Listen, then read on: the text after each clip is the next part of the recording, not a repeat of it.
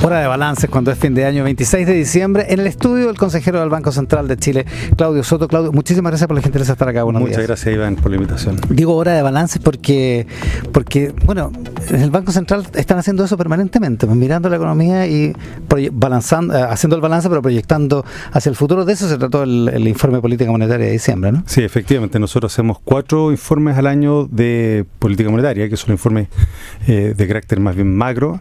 Acabamos de hacer el último ahora en diciembre y hacemos, claro, una actualización de nuestras proyecciones, revisamos el estado de la economía, qué es lo que está pasando en la economía y qué es lo que viene hacia adelante.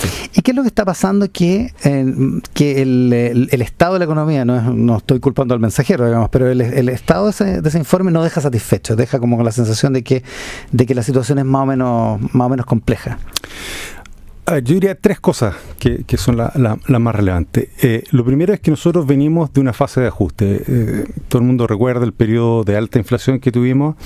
La economía creció mucho después de la pandemia, con todas las medidas de inyección de liquidez que hubo, las medidas de estímulo fiscal, y era necesario ajustar. Y ese ajuste significó un descenso importante de la actividad, del ritmo de crecimiento. El año pasado se creció 0,2%, o sea, muy bajito. Eso era parte del ajuste que era necesario, que tenía que tener la economía, y ahora está en una fase más bien de normalización, pero en ese contexto de ajuste. Eso yo diría que es lo primero. Lo segundo es que, bueno, de nuevo se constata, eso nosotros no lo hicimos en este informe, sino que en el anterior, que el crecimiento potencial de la economía, la capacidad de crecer que tiene la economía es relativamente baja. Estamos hablando de un 2%. Eso se ha venido revisando a la baja sistemáticamente por varios años. Nuestra estimación es un 2%, pero si uno ve el comité de expertos del Ministerio de Hacienda, también han rebajado su estimación. Entonces hay un cierto consenso. Estamos en un contexto donde hay un consenso en que el crecimiento potencial de la economía es relativamente bajo. Y ese dato en el IPOM anterior fue una especie de mazazo, como de golpe de realidad. Sí. Bueno, sí. Ahora, no era muy distinto a lo que habíamos publicado un año antes, o sea, tampoco era para sorprenderse, digamos. Sí. Y lo tercero, yo diría el escenario internacional, que está con bastante incertidumbre. Han surgido distintos focos en los últimos años, han estado los conflictos geopolíticos con mucha fuerza. Hoy día aparece la posibilidad de que haya cambios importantes en las políticas de Estados Unidos, ¿no es cierto?, en términos de la política comercial. Están los temas relacionados con las deudas fiscales de muchos países. Entonces, estamos en un contexto de incertidumbre a nivel global, de bajo crecimiento potencial en Chile, y cerrando esta fase de ajuste que iniciamos hace un par de años. Si uno lo compara con la situación hace 20 años, cuando la globalización parecía como extendida y dominante y además invencible, era un contexto más favorable en términos de baja incertidumbre, porque da la impresión de que siempre hay un contexto mundial que o tiene alguna incerteza o tiene algún problema palmario, digamos, evidente. Bueno, sí, efectivamente nosotros como país, digamos, asumimos una estrategia de desarrollo muy basada en el comercio exterior. Nos favorecimos del proceso de globalización, creo que de buena manera. Chile creció mucho en los 90, en la década siguiente también. Tuvimos el boom de la minería también. Entonces, puede que haya habido factores de incertidumbre, como bien dices, pero claro, estábamos en un contexto donde Chile estaba creciendo harto. Latinoamérica en general, había varios países, Brasil en su momento, México también, que tenían buenas perspectivas de crecimiento. Y en general uno ve la región hoy día que está bastante más estancada en términos de crecimiento. Otras regiones también, Europa. China se ha desacelerado con mucha fuerza. China crecía a tasas del 10% o más. Hoy día está creciendo al 5% o menos que el 5%. O sea, el contexto no es favorable. La incertidumbre es una constante, pero el contexto no es más desfavorable. Exactamente. Quizás el único país que está creciendo fuerte es Estados Unidos, hoy día, paradójicamente, ¿no? Y eso es lo que ha hecho que haya ruido respecto a qué es lo que va a hacer la Reserva Federal. Ellos ya empezaron a bajar la tasa, pero los mercados hoy día están pensando que quizás no va a ser tan rápida la baja de tasa de aquí en adelante, justamente porque se ve una economía con bastante fortaleza todavía. Y crecemos al 2% en la perspectiva larga. ¿Por qué? ¿Qué nos pasa? Bueno, básicamente la productividad, ¿no? La productividad en este país está estancada hace más de 10 años. Si uno excluye la minería, la minería tiene un fenómeno particular, ¿no?, que es la baja de la ley de los minerales. Tú para producir la misma cantidad de cobre cada vez necesitas ir más profundo en la tierra, por así decirlo, y eso es más costoso, y eso es normal que ocurra, ¿no? Pero si uno excluye la minería, también uno ve que la productividad está muy estancada hace mucho tiempo. Se creó la Comisión Nacional de Productividad hace algún tiempo atrás, justamente con el objetivo de ir haciendo diagnóstico y empezar a hacer propuestas. Estuvo Rafael Berguán en esa silla hace un par de días. Digamos. Perfecto, ¿no? Es una gran institución, creo que está jugando un rol importante. Yo creo que hay que seguir apoyándola y seguir escuchándola para ver qué tipo de recomendaciones hace en términos de la productividad. Ya, pero la comisión viene trabajando hace varios años. ¿Se le escucha? Yo creo que cada vez más están teniendo más impacto, por lo menos en la discusión pública. Ahora, la comisión, y ese es creo yo el gran problema de enfrentar el problema de la productividad, que no hay algo evidente por hacer en el país, sino que hay cosas pequeñitas que uno puede ir haciendo en distintos sectores, pero no hay ninguna medida que uno pueda pensar que va a ser la bala de plata que va a resolver los problemas de productividad, porque son muchas cosas pequeñas que se tienen que ir haciendo, ¿no? Y se van a ir acumulando en el tiempo y eso nos va a permitir, creo yo, poder crecer, aspirar a crecer más, pero son cosas pequeñas. Claro, y ese parece ser el problema. Estamos con el consejero del Banco Central, Claudio Soto. Ese parece ser el problema, no hay una bala de plata. No, esto no es lo que pasó en los 80, donde, qué sé yo, dijeron, o en los 70, cuando dijeron bajamos los aranceles y va a pasar algo, digamos. Esto no hay nada como eso. Exactamente, sí. Ya, bueno, tuvimos los beneficios de las políticas que se implementaron en su momento, crecimos bastante, el nivel del PIB per cápita de Chile es alto en la región, gracias a ese periodo de crecimiento, pero ya de ahí para seguir progresando no es tan fácil. ¿Y entonces qué se puede hacer? ¿Qué se puede hacer en el corto plazo? ¿Qué se puede hacer desde un orientador como el Banco Central, por ejemplo?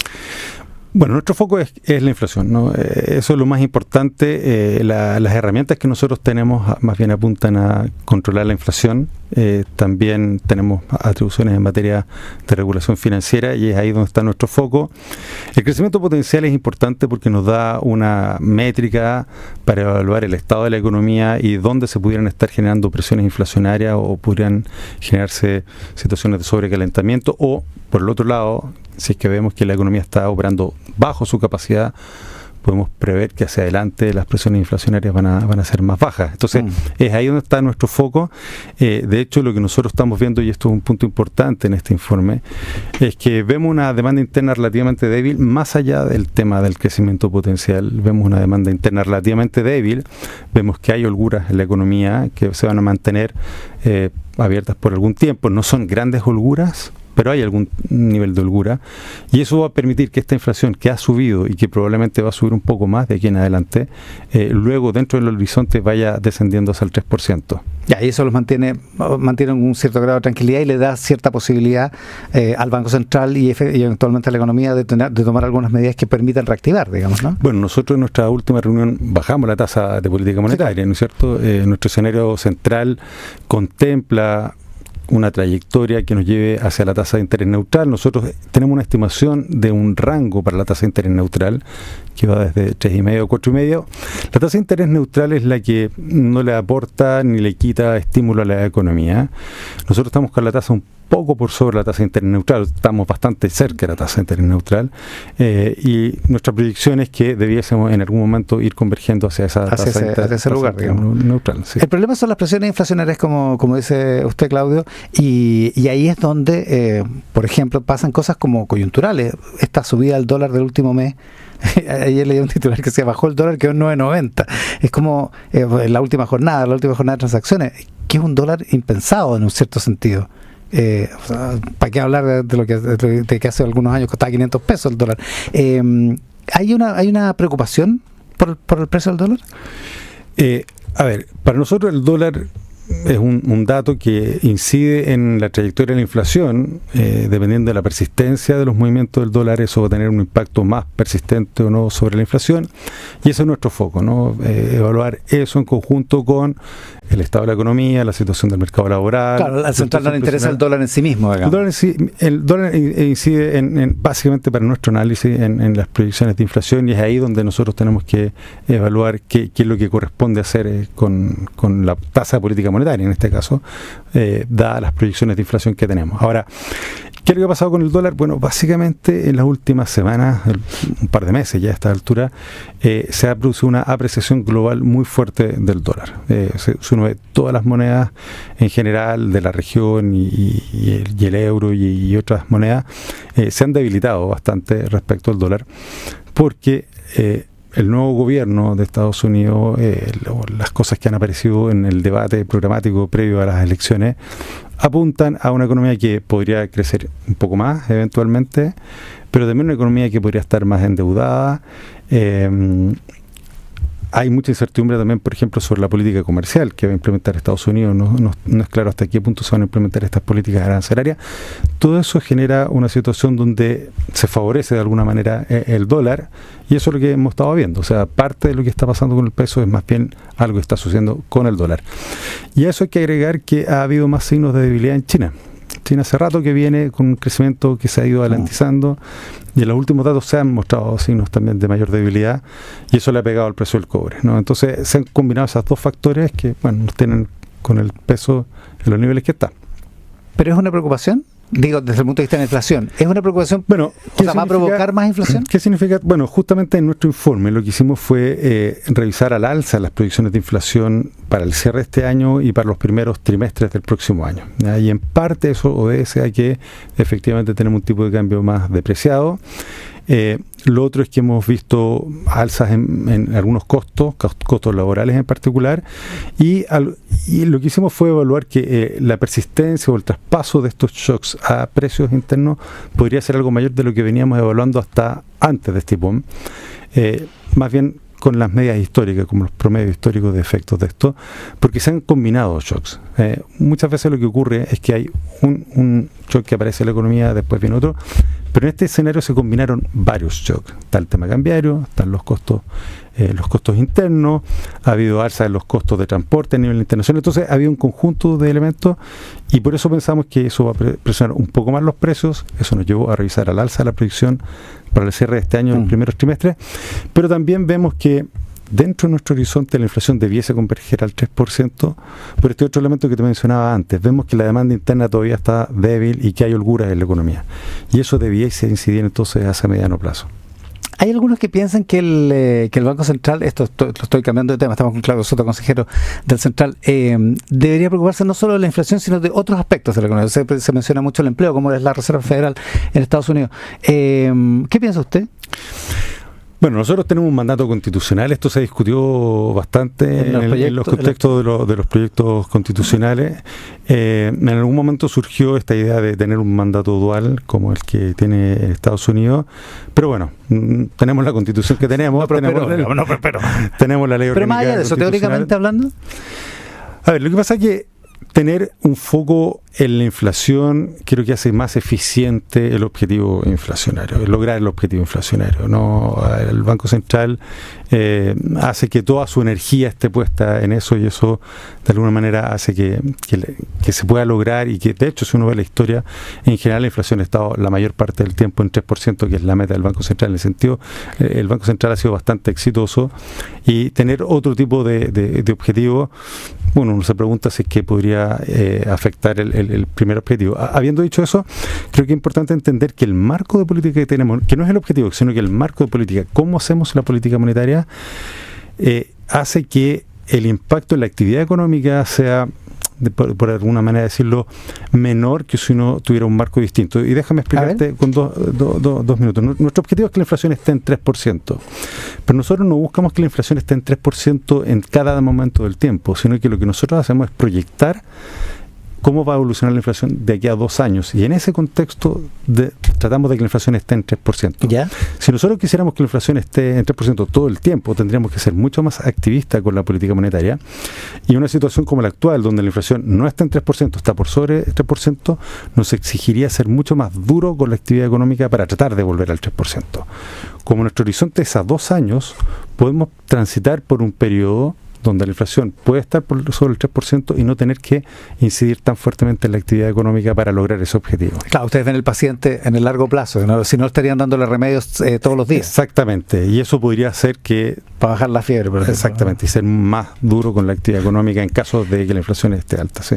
Ya, esa es la perspectiva correcta. Exacto. Para mirarlo. Creo que lo que pasa es que algunos dicen que de vez en cuando el remedio es un poco pasado de rosca, digamos, está sobreindicado.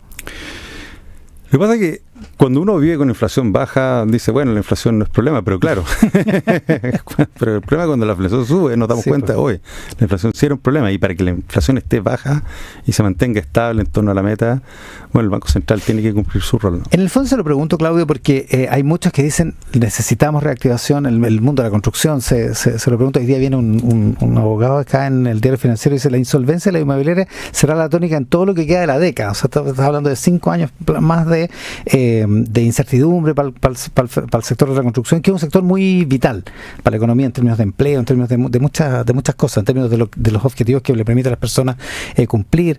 Y hay algunos que dicen, bueno, lo que se necesita es un central más activo, de modo que la reactivación se haga un poco más rápida, digamos, o se haga más eficiente, más efectiva.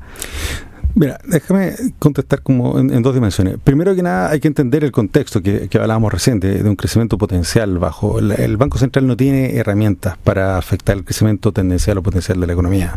Puede bajar a 0 la tasa y no va a y vamos a seguir creciendo en ese potencial. Ese va a seguir siendo el potencial. Y eventualmente la economía pudiese crecer un poco más, pero eso podría generar más presiones inflacionarias. Entonces, el crecimiento potencial está determinado por la productividad, como te digo, la acumulación de capital, y eso no es resorte del Banco Central, no tiene las herramientas para poder abordar eso. Ahora, efectivamente en este ciclo hemos visto sectores más rezagados. La construcción ha sido uno de los sectores más rezagados, eso lo hemos relevado en un par de informes, no solo en el informe de política monetaria, sino que también en el de estabilidad financiera, donde vemos también los riesgos financieros de la economía. Y aquí, bueno, son ciclos un poco más largos quizás. Recordemos que la construcción estuvo muy afectada durante la pandemia, pero luego después tuvimos un periodo de un crecimiento bastante más elevado, y ahora estamos en un ciclo donde las ventas se han estancado, ¿no es cierto? Se ha acumulado un stock de viviendas por vender y que no se venden tan rápido como ocurría en el pasado. Ahora, esto está muy relacionado más bien con las tasas de interés de largo plazo, no las tasas de interés que maneja el Banco Central. Y aquí, lamentablemente, uno de los impactos que hubo con los retiros de los fondos de pensiones es que la profundidad del mercado de capitales se redujo. Tenemos un mercado de capitales en Chile menos profundo, y eso ha significado que nuestras tasas de interés de largo plazo hoy día estén mucho más correlacionadas con las tasas de interés de largo plazo del mundo y de Estados Unidos en general. Y lo que ha pasado en Estados Unidos es que las tasas de interés han estado subiendo por preocupaciones respecto a los temas fiscales, básicamente. Hay un tema quizás un poco más técnico, que es como la tasa neutral, la tasa de llegada en Estados Unidos. Hay dudas respecto a ese nivel, pero ciertamente el tema fiscal es una preocupación, y eso ha hecho que las tasas de interés de largo plazo en Estados Unidos suban, y nosotros, en un contexto de un mercado de capitales más debilitado, o menos profundo, no más debilitado, sino que menos profundo, ha hecho que las tasas de interés de largo plazo en Chile también suban. Y eso es lo que de alguna manera amarra las tasas hipotecarias y condiciona de alguna manera ese es el problema, la demanda. No es la tasa rectora. La tasa rectora es una tasa de muy corto plazo que afecta a las tasas de mercado más bien en el corto plazo, no en el largo plazo. Y dicho eso, para terminar, ¿sería necesaria una reforma, que se aprobara una reforma de pensiones que implica una mayor densidad de cotizaciones, un aumento de cotizaciones? Bueno, yo no me voy a pronunciar sobre la necesidad de la reforma ahora, pero ciertamente tener más ahorro para el país es una cosa que ayuda a financiar la inversión de largo plazo. O sea, siempre es positiva, digamos. Sí, por supuesto. Es como en la familia, si se ahorra más, exactamente, las cosas mejoran. Claudio Soto es consejero del Banco Central. Claudio, muchísimas gracias por la gentileza de estar acá. Gracias, Iván. El Banco Central cumple 100 años el próximo año, así que exactamente, vamos a estar haciendo muchas actividades muy interesantes. Claudio, muchísimas gracias por la gentileza. Una pausa y volvemos con la mesa de editoras, con el Rat Pack.